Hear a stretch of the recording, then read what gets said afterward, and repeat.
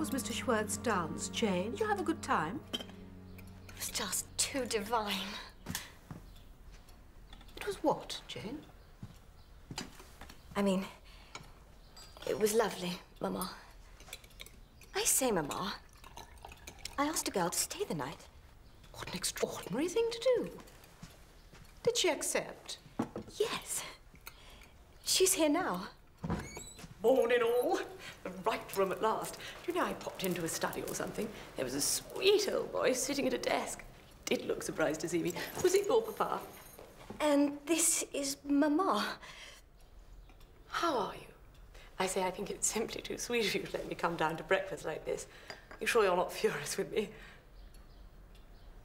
All of this is really much more embarrassing for me, isn't it? Don't you think? Or don't you? Would you like to help yourself? Martha, the most extraordinary thing. I must be losing my reason. I was in my study just now. I was just going over my speech, and then suddenly the door opened, and in came some sort of dancing Hottentot woman. And it just said, "Ew, how shy-making," and then disappeared, and I turned to it. Oh. How do you do? And this is my husband. I don't think you've met before. Only for a second. Martha never told us we were having guests. Forgive me if I appeared a little inhospitable. Oh, why doesn't somebody say something? Oh, look. Monocle. Jimmy Vanbragh's column. It's got the front page. Midnight orgies at number 10, it says. What a scream.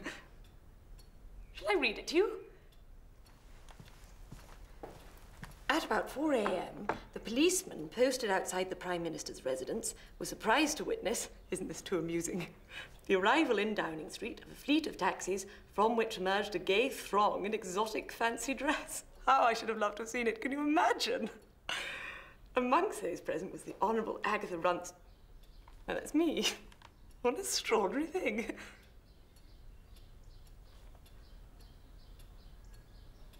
Oh.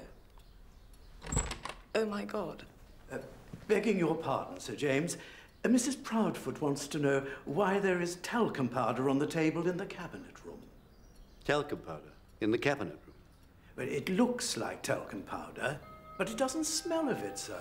Mrs. Proudfoot was wondering if it might be anarchist gunpowder, and should we send for the army? Oh, dear, this is really all too shattering. I think perhaps don't see me out. I shall write the tenderest thank you letter, I promise.